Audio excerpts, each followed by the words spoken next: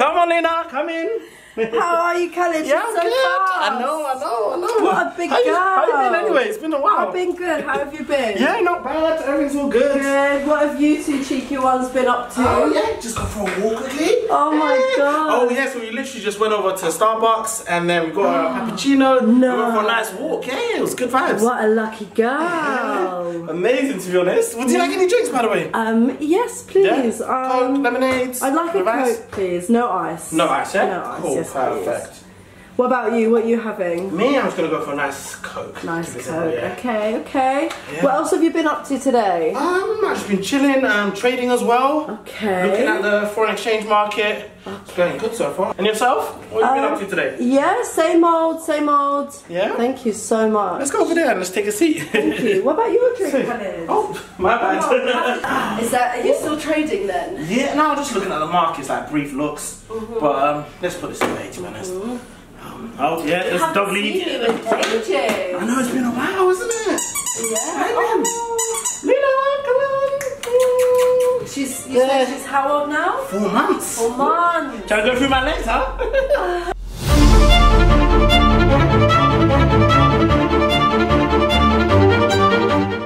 She's such a cutie. I'll tell you that. What is she having? What is that?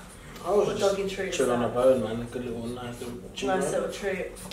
Yeah. Okay, well guys, we haven't caught up with Khalid Messoud for a while, and I think it's best we do it at this time because a lot of changes have happened in his life, and I'm really excited to share this with you guys. So Khalid, from the last time I spoke to you years and years ago, you were doing multiple things. You were at uni, you were working, you were getting into trading, you were even looking into properties abroad.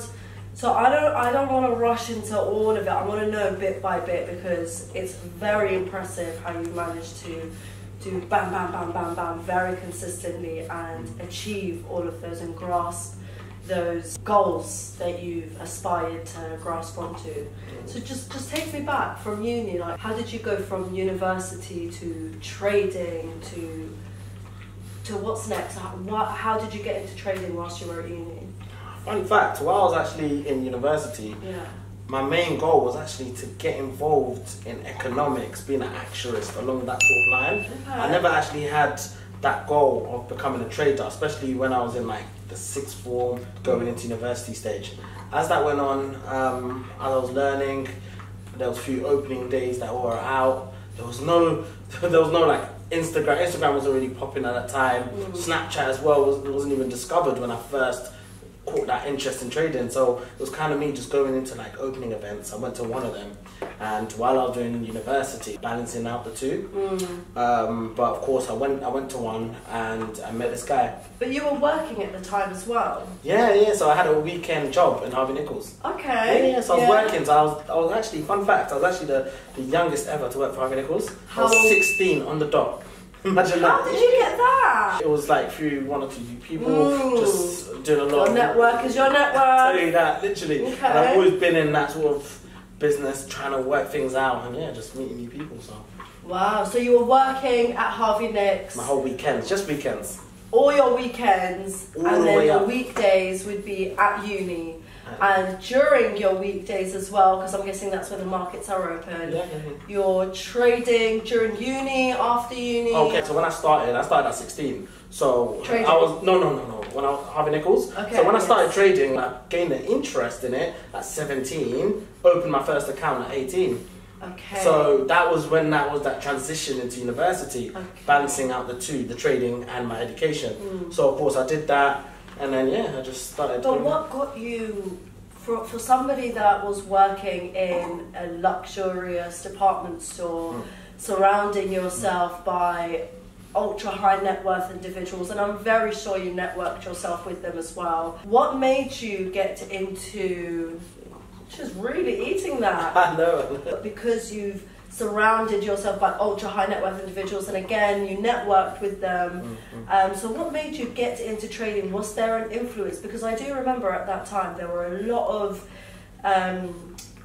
as they called them, timeline traders, and there was a lot of negative sort of a scam, Ponzi influence there. So what actually made you, for someone like yourself, who was quite smart, I will say, what made you get into trading and even grasp onto it like that? Well, I mean, firstly, working in Harvey Nichols, you're seeing people coming in, spending 15,000 there, 18,000 there. You've got like these Russians, Chinese or so forth, like rich people, footballers coming in every single time. I was just a young guy, 16, thinking, how can I be like that? I want to be able to go into stores and do the biggest things. And I knew that I had this thing for economics. I seen, because you know, like in school days, there were certain highlighted subjects that I was getting the best grades at. So it was like the maths, the economics, business. I was conquering those sort of subjects. So I was thinking, okay, cool.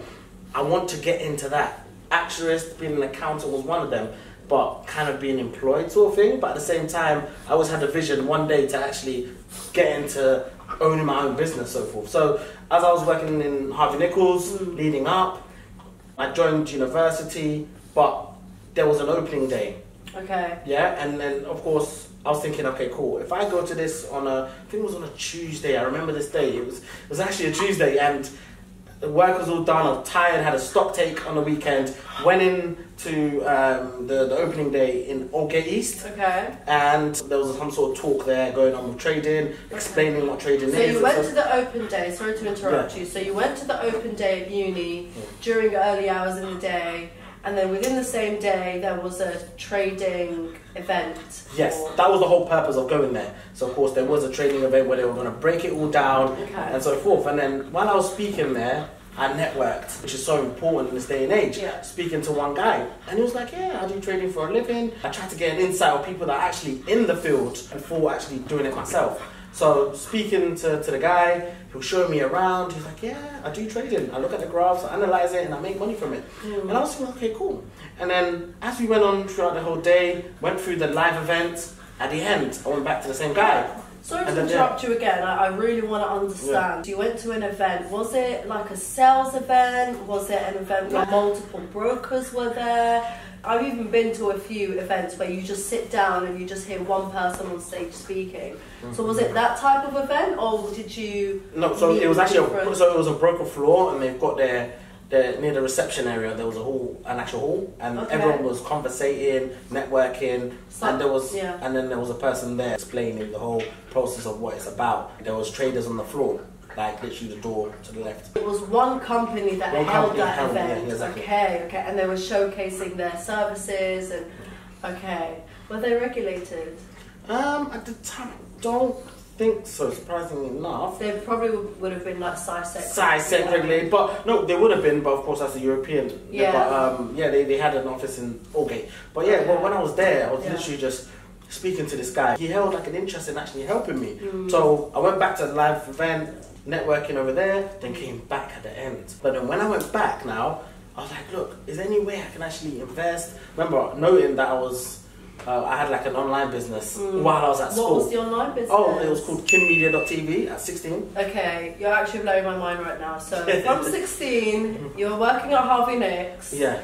You worked all your way up, because till around 20 years old, whilst you were still at uni. But whilst you were 18 years old, you started to trade. But before you started to trade, before uni, you had this online business. Yes, but it was of course a startup business that I started out. Irregardless, it was a business. Yeah. I need to know more. What was it about? Oh, so it's an online business that we used to provide like online material, so like African movies. Before they were released out there, we used to get them on point. Me and my business partner, he was from Congo, Zinga Zangu. Okay. He was a really cool guy. Shout out to Zangu.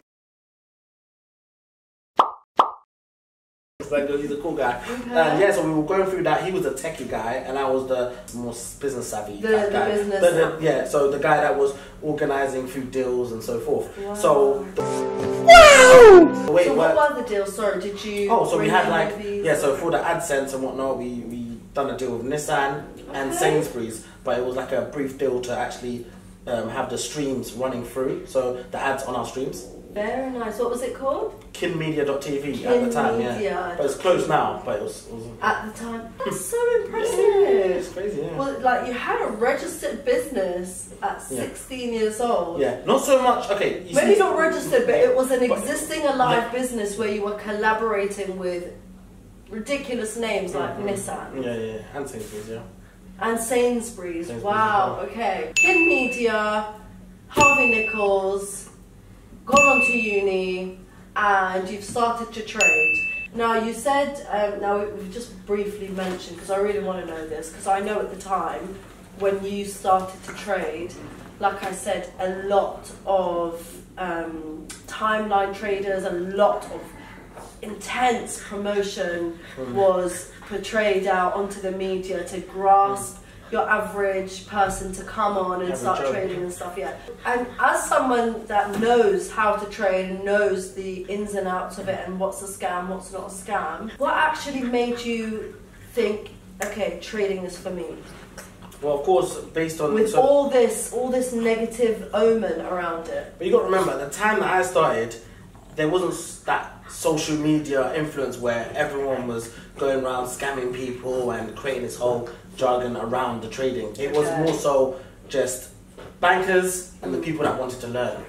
That was what it was, and there was a barrier there. You had to go to opening events, networking events to even meet up with any of those sort of bankers or owners or any of those like traders on the floors. There was no Instagram trader that was standing out at the time when I started. I'll be honest, I feel like you're saying that purely because you've taken the right route, as in you didn't learn just the basics and then you took it out on the average person. I feel like you might have grasped onto, and like you said, you went to a trading event, you met a broker. So from there, you went to your open day and then you went to this event, and then what happened? Okay, so I went there, spoke to this guy at the end of the live event. Okay. We went back, asked him a few questions, trying to pick his brain, and he was feeding me all the information I needed. Then I just threw in a little cheeky question of like, if I was to drop a certain amount of money, let's say if I was to give like £1,000. No, I don't want to know certain. Tell me what you actually dropped. Yeah, okay, cool. You're a hard worker, tell me what you dropped. Alright, cool. So at the start, I dropped £1,000. Okay. So yeah, so I gave him £1,000. At 18 years old? Yes, that's 18, correct. £1,000 at 18 years old? No, but I'm sure all these young guys now, they all got it. But in terms of having £1,000, so I invested £1,000, and then he was trading it, and I was thinking, do I leave this guy? He was like, yeah, I just trade this is what I do for a living, I have managed accounts. But at the time, he was dealing with smaller accounts, no. So he was trading, I went home. Every day, I was trying to check up on him, saying, how's it going, how's it going? So he was trading for you? He was trading for me, as well as other accounts that he was doing. Managed accounts. Yeah, so it's kind of in a PAM account, percentage allocation multi-manager, so it's an account where you can put several different accounts and it works on percentage, so you get your profits that way. Okay. So he was trading, and then there was a day, the non-farm payroll. What's the non-farm So payroll? so basically it's the employment rates in the US, so it analyzes all of that, and then the figures come out on Friday, the first Friday of every month. Okay. So that day hit 1:30, as we all know, and yeah, he just traded it. Hit the nail on the head, literally, and it was like 3 o'clock. I remember I was calling him and I was like, "What's happening with the accounts?" Because it's been 2 days. Were you panicking? Yeah, panicking. Like literally, because remember this is my first experience. And you've given your money to someone. And at that, I was not trying to trust anyone, but I was like, I was just so keen in actually learning this. So I dropped it again. Oh, we're 3,000 up right now. And I'm like, no way. From 1,000 to 3,000. I know. It sounds crazy, but there's a particular time in the month called non-farm payroll where like there's a lot of volatility in the market. So at that moment of time, you can catch quite a few pips. So at the time, I didn't understand it. How long was this in the space of what? Okay, so he must have traded up to that day, which I didn't know, which is like 2 days, 2-3 days. Remember, because Tuesday was the opening day. Yeah. Wednesday he started trading, but I gave him on that Tuesday. So he only had like what, Wednesday, Thursday, Friday. Friday's non-farm payroll. So he was trading it, and then bang, the results came through. But majority of the funds, the profit, was actually made on that particular day. Yeah, just before the weekend. Because of volume. Yeah, and he was like, oh yeah, just to let you know, we're 3,000 up. I'm going to just send over your percentage. Obviously, I gave him 30%. Wow, 30%? Yeah, 30%. Wow. It's not bad. Yeah, it's not bad at all. So it's £900. There you go. At the end of the day, so I'm thinking, okay, cool. I've taken away that sort of money at a young age. Oh, for doing what? I used to always believe that I had to work hard for my money. Sometimes you can play your cards right, invest in the right places, and you can see growth. Has he ever spoken to you about potential losses? We didn't cover that. He did say that there's a potential for losses in the game. He did break that down, but to lose all of it, no, it didn't. But at the same time, he was mentioning, he was covering a few things around risk management, but I wasn't really caring about all that stuff at that time. I was thinking I wanted to make money. I was young. But as an 18-year-old, did you feel like you were just another number to him? Yeah. And that's where the fear was, where I didn't really trust him. I'm sure he must have come across so many people. He must have done so many opening days. Why? He could have made money and not given me the profit. What was your security then? To be fair, honestly, he just traded it and then gave me, I was just trusting. I know it sounds crazy here, but I was literally just trusting him. You just took the leap of faith. But then sadly enough, a couple of days after, he got a promotion to Australian broker firm, so he was already gone. So now I was left in the world of trading at the time, thinking, what's gonna happen? How am I gonna learn? How am I gonna make money from this? 2,100 in your pocket. Yeah, with 2,100 in my pocket and the world of trading. So it was just me going out there, just trying to learn and putting pieces together, which was really tough. I thought that transition was really tough, especially when I didn't have no mentors no more. Because the guy left. I wasn't able to build a great connection with him. Did you meet anybody else within the company that maybe you could have reached out to? To be fair, especially when he made me that money in a short space of time, it was mainly my connection with him, and I always went by the loyalty. And I felt like, if I'm speaking to one person, I'm going to continue speaking to that one person. And I don't need to go and fish out and contact different people. So I felt like that was probably the mistake I did. Because I could have said, oh, do you mind if I network with other people? Which I didn't. So. I feel like you got quite lucky, I'm not going to lie, because at that age, a lot of these sharks, and I will call them sharks, a lot of these guys would just see you as another number, an 18-year-old with £1,000.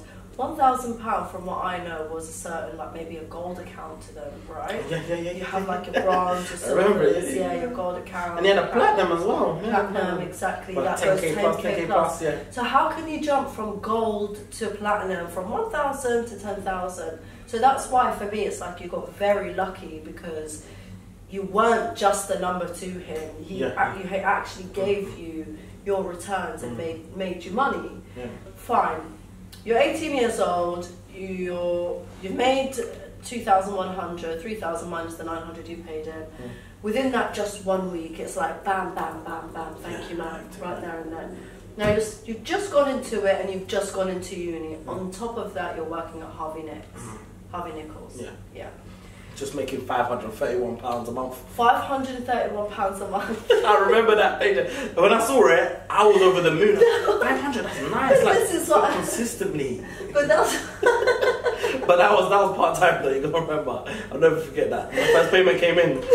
I was shocked, but at the same time, I was like, you know what? This is actually amazing. But this is what I'm saying. 500 every month. You've just banked 2,100 from the trading. You have no more mentoring. Thank God you weren't just a stack to them, but you continued your job at Harvey Nichols, so one stream of income. Stuck by it. You had your trading that you were teaching yourself, and you had uni. Before I get into it, how did you, schedule-wise, how did you cram all of that together and made it work without, I don't want to say losing money, because it's not guaranteed, and I know it's not guaranteed money, but how did you make it happen without as much risk? Doing all three. Okay, cool. So Monday to Friday, I'm in university. Majority of the weeks, I'm in there for 3 days a week. I've got my weekends covered, so that's really no fun during the day. I'm getting my friends contacting me saying, oh, let's go out. And I'm like, I got work in the morning. And especially as a young person, being 16 years old, knowing that, okay, cool, we have these type of distractions, shall we say, but at the same time, we need the fun. Get a load of this guy. I kept to my guns, and I always knew, okay, cool, my weekends I'm dedicating to my work. I need that consistent income. My weekdays I need to focus on education, because I feel like before you make money you need to educate yourself. And I feel like university, it was at the time, was definitely the go-to. Did you have sort of, because the way it sounds, I would have to ask, did you have any influence within your home? Because like you said, you had your friends calling you up, hey, let's go out, we've got our part-time job, you know, we've just gotten paid, or our student loan has dropped, let's go out, let's have fun. Did you have any grounding influence at home that sort of set you on the path of university, I'm working, now I'm also going to do something for myself and just by myself, trading? Was there anything that grounded you in that sense? Was it a family member? Was it an event that occurred in your life? What actually grounded you to focus like that? I feel like from a young age I always had that hunger to actually make sure that I'm disciplined in that respect, and always trying to go for greatness in life. But especially my father and my mum being African. Now it's an African household where they want the best for you. Go to university, get a degree, go and get a job. They've always got that structure, and I kind of listen to that. Especially when you're hearing people going, oh yeah, I made money elsewhere. Oh, you don't need to work. Why would you work and make 500 something when you can do X, Y, and Z around at that age? And make more. But I was like, no, I'm thinking long term. Do you know what, Khaled? Sorry to interrupt you. One key thing you said is, why would you make 500 when you can go and do X, Y, and Z without getting into too much detail? What area did you grow up in? I grew up in Camberwell, South London. That area is quite aggressive. Okay. The majority of the time, it's people that are just up to no good. Your everyday life. Yeah, every day, you know, I stand it. It was a challenge to actually stay level-headed. Yeah. And I felt like Harvey Nichols was a great way to actually stay away from all this. It was an inspiration to stay away, focus on myself. And I feel like it's not just the money, it's the other things that you learn. You start looking at people on Knightsbridge buying homes for like 20 million, 10 million, spending £10,000 on a jacket. Yeah. Whilst you got people in the area and how they carried themselves doing X, Y, and Z. And I'm thinking, no, there's a bigger picture, and I want to get there. In order to get there, I need to clean my name, and that's what I stayed throughout. Wow, very impressive. I can't lie. It's very, very impressive. So you went from owning an online business, an online marketing, advertisement business from 16 years old with your business partner. That went on for like literally 1.5 years, 2 years. It didn't go for long. But it's the consistency, I think. Yeah, of course, but balancing it out with quite a few things. Of course, we did fall out, which is not, it happens in life. Why did you fall out? He wanted to take the business in one direction. I wanted to take it in here. I wanted to make it more of Africa and have African movies rather than just the Congolese videos. So I felt like we can expand it, and actually start branching out. We started off with doing that because I thought he had a connection. Yeah. So by doing that, he just wanted to focus solely on Congo, and I was thinking, like, we can do that. We can have a department for that, a department for South African movies, a department for like Egyptian movies or whatever it may be. But he just didn't click with me, and I thought, you know what? If both business partners are not clicking together, you just leave. Did you lose trust? I don't think it was much of a trust thing. It wasn't much of a trust thing. It wasn't much of a trust thing. It was just, if you don't have the same vision for something, do not do business. Yeah. Because then you're just playing with fire. Yeah, absolutely. Especially at 16 years old, it's not like you've had much experience in conducting business and how to go around these challenges and hurdles. So from 18, from when we last spoke, I remember you were saying, I'm trading, I'm getting into trading, I'm studying uni, you were studying business from what I remember. International business. And you were speaking on attaining a household or attaining an investment home, maybe abroad or back home even. Did you manage to do that, or how did it? You did? Yeah, so I made my first payment. Let me. At 19, I made my first payment of a property in Ethiopia. Okay, sorry to stop you again. How did you make your first payment for your property? During the first year of my trading, I was 18, I was having ups and downs where, like, I'll trade, lose 3,000 here, 2,000 there. Remember, the guy left, he was over in Australia, so it was just me. So let's go back to that actually. Did you manage to grow your 2,100 or did you lose it when you were trading by yourself, because obviously he's left? Yeah. Funny enough, I didn't lose the whole amount. I just had like an up and down scale where it was just going 2,000, 3,000, 6,000, then it goes back down, then goes back up to 10. Then it was floating here and there. So you taught yourself how to trade?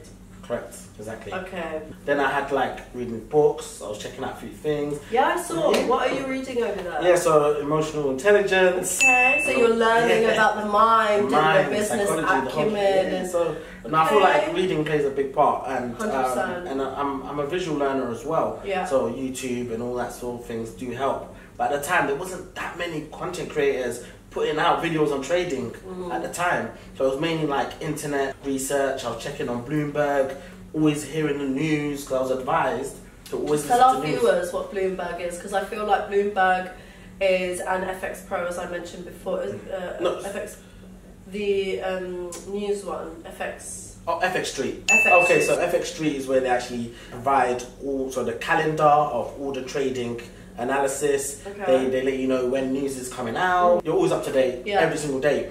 Now, Bloomberg is a news provider, so they provide all the news that you need to know on a day-to-day basis. Okay. It breaks it all down, and it's got the news coverage where I listen to it every single day. So you would recommend if somebody is to get into trading and they're learning the basics? Because I remember once you touched on this and you said you can analyse technically. There are technical analysis and using different technical tools where you can analyse the market or a specific currency pair, but it's very, very important to check the news because it could very much fluctuate your technical analysis. Because technical analysis is one thing. You can trade, use all these indicators, price action, and then you've got like Ichimoku, RSIs. But once you go through that, it's always good to keep an eye on the news because you've got like Bloomberg, like you said, economic calendar, where it'll keep you up to date with news. Like let's say I'm trading now at 3 o'clock and there's news at 4 o'clock.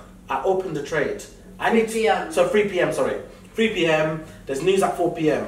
If I'm not aware and it hits 4 p.m. and there's an open trade, it can go totally left. You're thinking it's your technical analysis. Little did you know there was news out there that was a negative news, which took you out of the market in the wrong direction. So things like that need to be in place where you need to always check up on the news. I recommend always checking up on like having the news in the background while you're trading and just hear it. It's really important you're saying this because I feel like a lot of people that will watch this, they'll be a lot more aware and not just listen to hearsay what other people will tell them.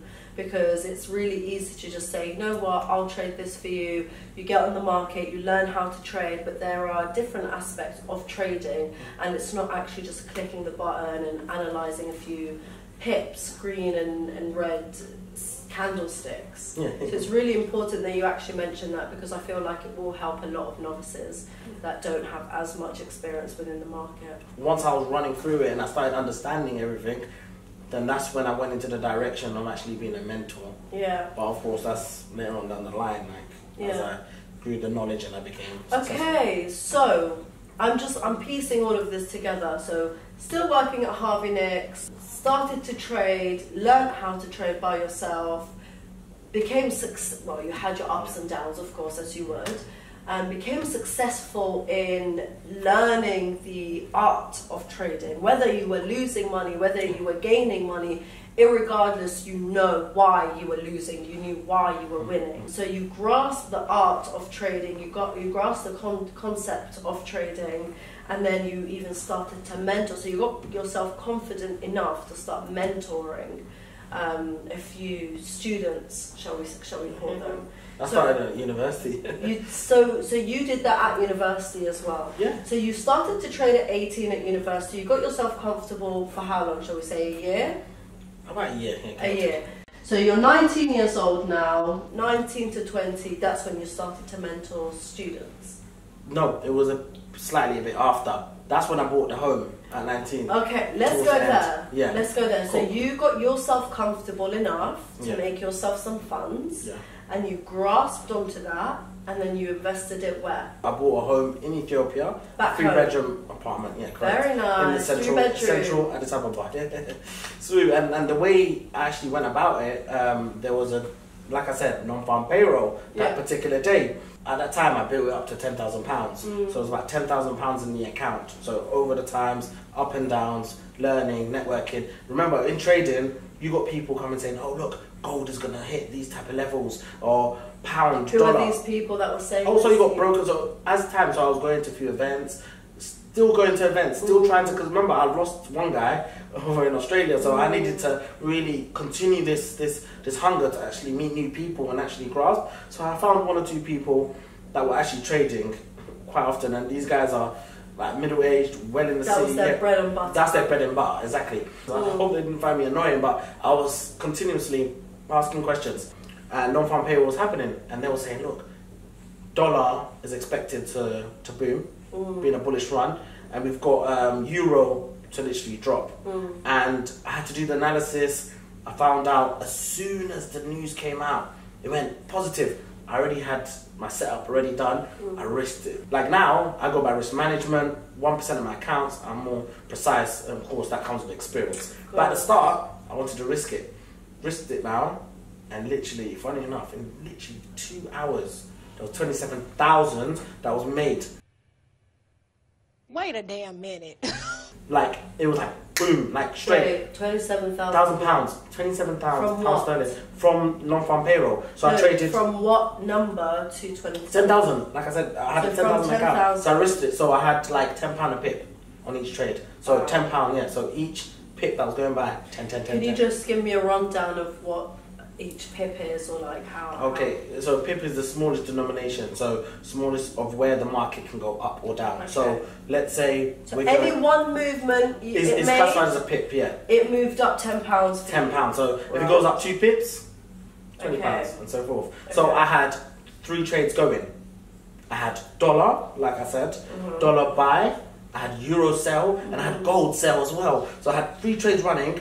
£10, I think a £5 a pip on the gold, because it's the market is really volatile. So I had those running, and actually it was going up, it was going back down, going red. I was panicking, my heart was just beating crazy. And then 3 minutes later, I couldn't log in. I was trying to log in again.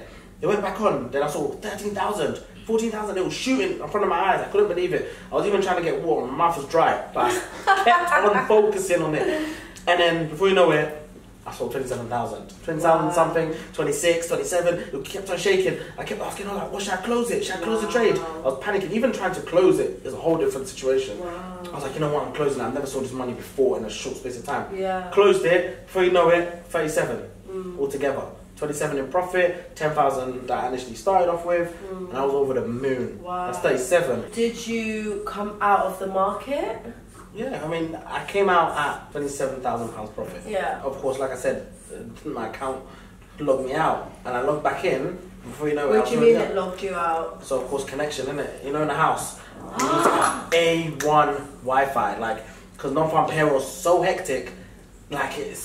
I'm telling you, your heart is just beating so quick, and I thought very volatile. Very volatile. But wow. And I feel like back then, non-farm payroll was serious. Like, you can literally gain so much, because you'll go up like 250 pips, 300 pips. Wow. Literally in like what, 2 hours? Wow. So you could do the maths, and then imagine doing 3 or 4 trades in that short space of time. Yeah. And you're doing £10 a pip. You could do the maths. This is running in thousands. So that's what I kind of had to do, and because I've done trading, and I was thinking, okay, I'm £27,000 up. This is where I had to use my mind. I was like, oh, I can go for the 40s, 50,000, but would it go there, or would it go all the way back to zero? You taught yourself not to be greedy. Yeah, and I feel like it happened at the right time, because when you're in practice, things change. You're in the motion. You're seeing £27,000. I remember once you were saying it's a very you have to like detach your emotions. What's Luna doing? Oh, check out. Come here, Lena. I think she wants to be part of the conversation. How are you, Lena? You alright? Come on, get your little toy. Oh, that's so cute. I love what she's wearing. Oh, stylish. Miss Louis Vuitton. Tell you that. I think she wants her toy to sit with. Yeah. You want a toy? Yeah. Oh, you just literally bit off one of the eyes. What the hell is even that? Oh my God, Miss Luna. so we've established that, wow, you've been working from literally 16 years old. In regards to your background and your home life, so you say you were raised in an area that wasn't very motivational for you, shall we say. Odds were against you. It was very, very easy for you to be enticed into quick making money schemes, shall we say, rather than sitting down, learning how to trade, learning what technical analysis to learn, being able to just take a loss on the chin, whereas you could have just turned around and done what a lot of your surroundings were doing and making quick money. Did that not ever like discourage you at all? Have you ever, like, honestly, be honest, did you ever fall into a trap to do something like that? I wouldn't say falling into a trap, but definitely I did feel discouraged. Like, one thing, when I was working at Harvey Nichols and I went into university and I was just trading, people used to just laugh and go, why are you just looking at graphs? Like, what the hell is this? Remember, this is all new to them. It was new to me, it was new to them. So everyone's just in the same level playing field. It wasn't a thing where, like, the average Joe would know about trading right now. So I was just trading, and I used to go, after my lectures, I used to go straight out and literally just start trading up the way. And then people used to come around to me and like, what the hell's happening? Someone would just giggle and think, oh bro, you don't even need to do this, man. What is this?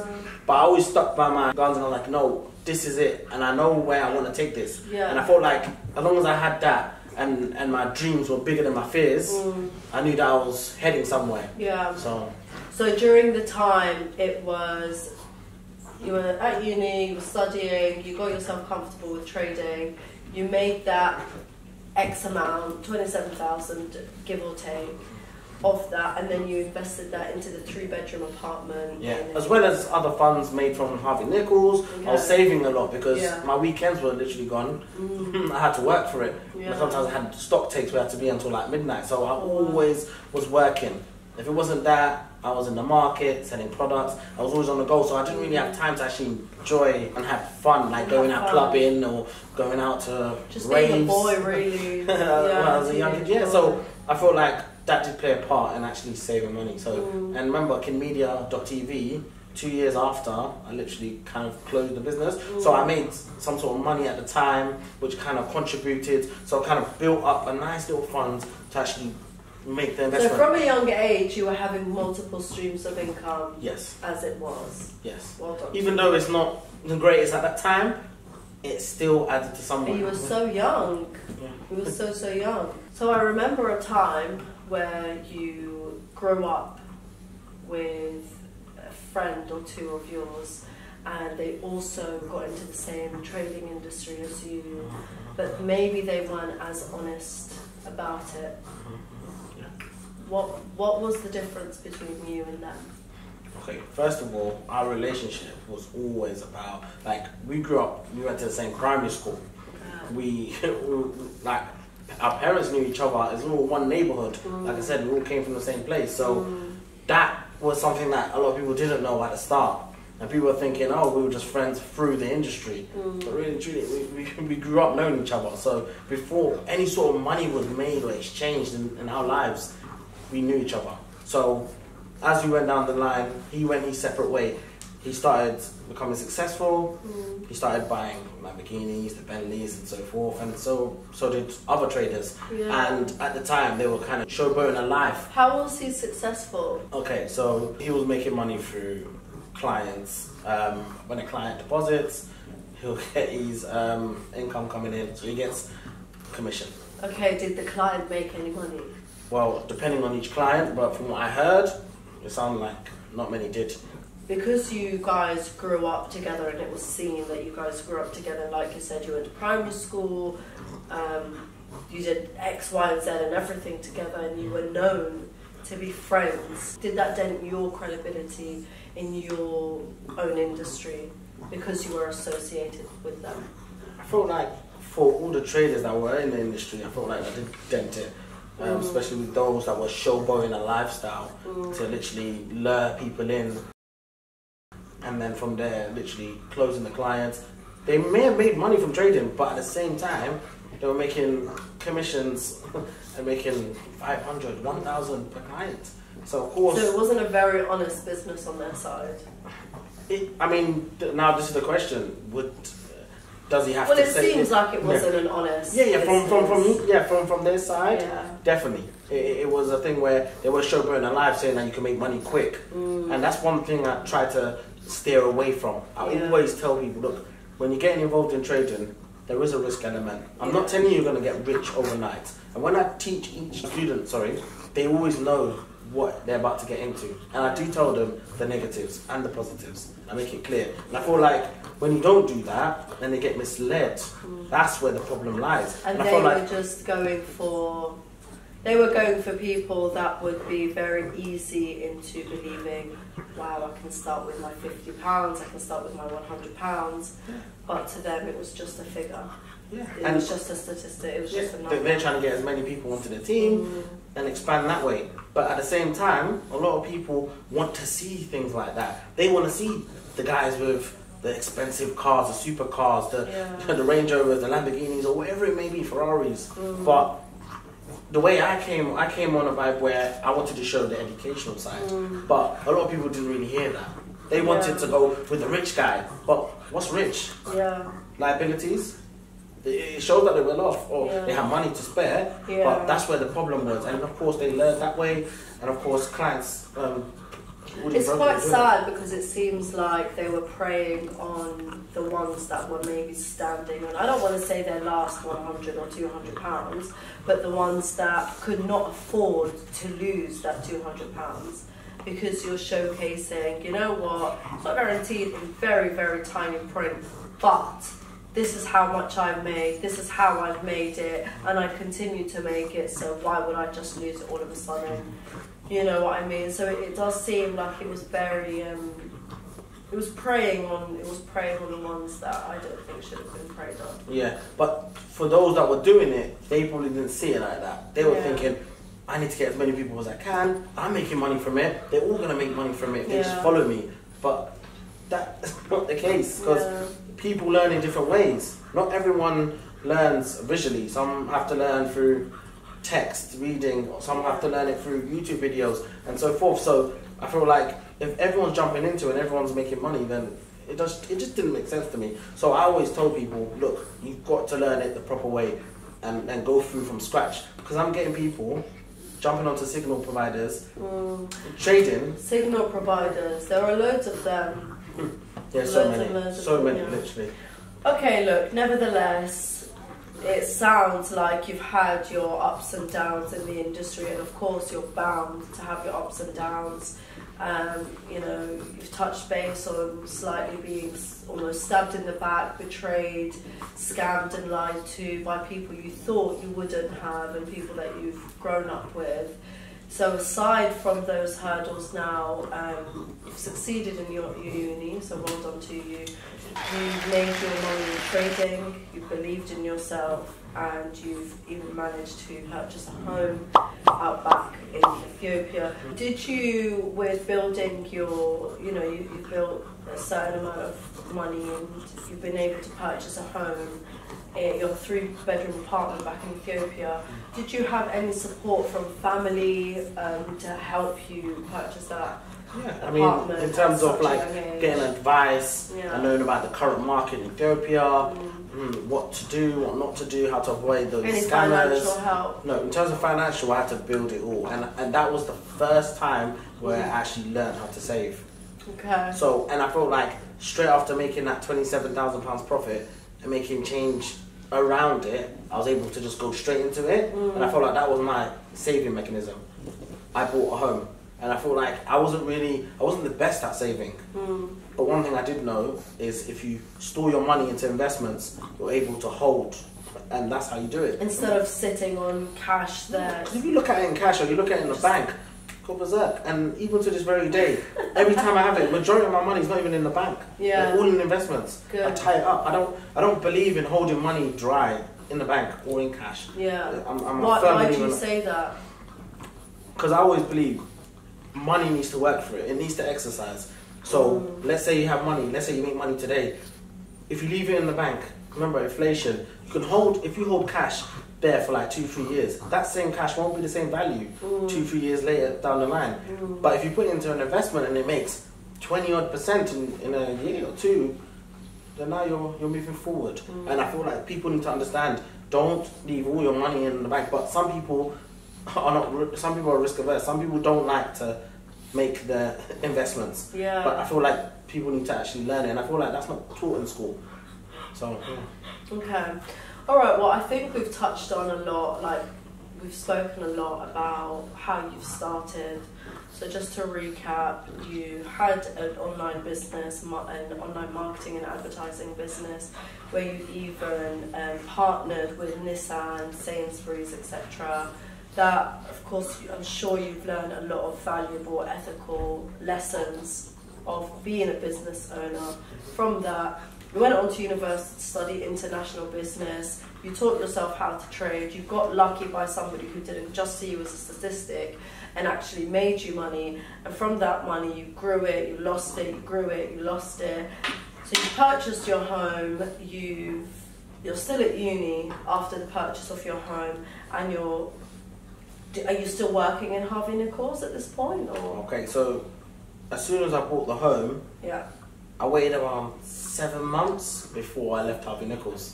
Wow. But as I was working there, they could see that I was not interested in working in Harvey Nichols no more. When I was working in Harvey Nichols being a part-time worker, I was on best sales people on the floor. So I knew I had the hunger to make money. Like, my targets were £100,000 in a year for Harvey Nichols, or part-time. And I would just go and kill it and make 140,000, 130,000. I'm like, bro, this is crazy. This guy, he's only a part-time. And that's he's young. in sales. Yeah, this is in sales. Yeah. You got to remember, these items are like 1,500. Yeah. So you had to really interact with these high net worth individuals. Exactly. So, and it was a good way to, and different types of people as well. It's not just the rich. Like, you got guys that are just coming in, they might not have the money. It's all about tie selling and even just selling products. Tie selling, did you No, say? yeah. So let's say, okay, I'll go for a jacket. I'll get a jacket and I'll try selling a scarf with it. And I was link selling, tie selling, link selling. Yeah, and I used to just keep doing that. And depending on the vibe that I get from the client, and then so you were also a people's person as well. Yeah, and I had to build that skill, and that was what I learned in Harvey Nichols. And that's what also allowed you to gain that trust with the people you were mentoring. And I feel like that skill carried me throughout my whole career, even till this day, where I'll be going to Cyprus, I'll be going to Thailand, wherever I may be going. I'm always networking. I use my people skills to actually get deals or even just meet new people. You've left uni, you've become confident in your own trading to a point where you can mentor people. What was your mentoring? Was it teaching? Was it on an every day-to-day basis? What type of mentoring did you provide? Okay, so I had like let's say a 3-week program. I think it was 3 week at the time. It was years ago at the time when I started. But 3-week program, yes, okay, correct. But it wasn't every day. It was like 4 days, so 4 days each week. And I was charging like, what, £300 at the time. Wow. Yeah, and remember, I'm starting up, I've learnt enough, I made some good money from the non-farm payroll, like I told you. When I made that 27,000, making 5 grand there, 10 grand there, and so forth at the time, building that knowledge. So with your 27,000 now, you've purchased your home. You say you've obviously not used all of it to go into the apartment. Did you hold some to continue trading with? I went back down to like a couple grand to trade, because I always knew the risk element, and I felt like my risk management was not on point at the time to even think of dealing with larger funds. So I went back to, so I put a decent amount, so it was 50 grand at the time, then I topped up and put the rest. What do you mean 50,000? How? Also 50,000 went to the Ethiopian property. Oh, 50? Yeah, but yeah, 50. So how did the 27 become 50? Remember, I was making money from Kin Media for TV before we left. Harvey Nichols, the 500s that were coming in, I was saving quite from there, and then making money from, remember the lessons were running in, like little, I was teaching 1 or 2 friends at the time, it wasn't publicly, I was making money from there, just always on the go, just making money and building a fund. Wow. Then I put 50 grand to Ethiopia, and that was running, remember, but that's not the total amount. Yeah. It's in the 6 figures, about 100 and something. Yeah. So I did that, and then a couple of years later, completed it. So literally 1.5 years, 2 years, completed it. So by 21, it was all done. Fully paid for. 6-figure business. I was a 6-figure man at the time. Wow. Okay. So you've paid off your apartment. You've saved some money to continue trading with, so you didn't really use every single cent you made onto the apartment. and then you continued to trade. What was your mentoring like? How did you mentor these people? Was it an everyday thing? Was it like a 1-day lesson, 2-day course? What was your mentoring like? Okay, so I had a 3 weeks program, and I'll teach them like 3 to 4 days a week, and I'll go through like the psychology of trading, fundamentals, which is the news, and all the technical stuff as well, the jargons where they actually learn, and I run through all the key terms that I need to know before getting involved, and I really break it down in layman's terms so everyone can understand where we're going with this. And I feel like when people are teaching, you like to start off with straight in the deep end, and I feel people get confused, and I feel like I break it down, I teach them one thing for the day, come back again, ask a few questions, see where their mind's at, and then go in again. And I felt like I was doing that out. And 3 weeks program's done, they get, of course, my analysis. So you provided analysis, you provided literature to them, not just read a graph, etc. So you actually provided them daily literature to read on what to expect. No, so it wasn't daily. It was like about 3-4 times a week at the time. I remember I was starting up. I was doing it and whatnot. Now, of course, I provide a Telegram group and WhatsApp, but at the start, I was just doing it only on WhatsApp, and I had a broadcast list. And I was just sending them out and sending them emails. Oh, wow, okay. So you've left uni now. You bought your home. What did you do after uni? So after university, went in the field of trading, and this is where I started meeting new people, going to events. So I was actually, brokers were opening up. I went to Liverpool Street, meeting new traders over there. And so you were still trading? Yeah, I was still trading. That was your sole 24/7 bread? Yes, that's what it was, yeah. So when I left Harvey Nichols, that's when it was like 20 years old. A year and a bit after that, things started working out again. I started making more money. And then that's when I bought my first car. So, wow, what was your first car? Oh, it was a C-Class. Of course it was. Well done. It was nice. A sports car with a pan roof. It was beautiful, and I was like, that's something that I really wanted to get. And this was all through trading? It's all through trading. So we've established that you've taught yourself how to trade, you've made yourself a business from 16 years old. Alhamdulilah, mashallah to everything. I was saying that all in my head throughout this whole conversation. But you've established a business at 16, where you've collaborated with major names such as Sainsbury's, Nissan, etc. 18, you've managed to get yourself into an amazing university. You've studied international business and graduated. In the midst of that time of being at uni, you were working in Harvey Nichols, based in Knightsbridge, from the age of 16 years as well. And you also taught yourself how to trade to a point where you could mentor yourself. Now, you've gotten yourself to a point after uni. Was it just trading? Like, you were buying your clothes, your cars, your food, your bread and butter? Was it all through trading? Trading, of course. Then I started renting out the property in Ethiopia to bring in that passive income, and then from there started indulging into looking at a few projects that I was getting involved in, buying bonds as well. You know what? I'm going to stop you there, guys. I think we need to cut this short. Stay tuned for part 2, because we definitely want to get into the ugly, the sexy, the juicy, the tasty, and the vile sides of Khalid's establishment from then till today, and we want to know what's really happening today. Okay, so stay tuned, guys. Subscribe, like, comment, definitely comment and like. Say bye to them, because we will pick a random person and we'll definitely mention you in the next video. Say bye. Alright, I think she needs a pajama change now. Hey guys. Bye.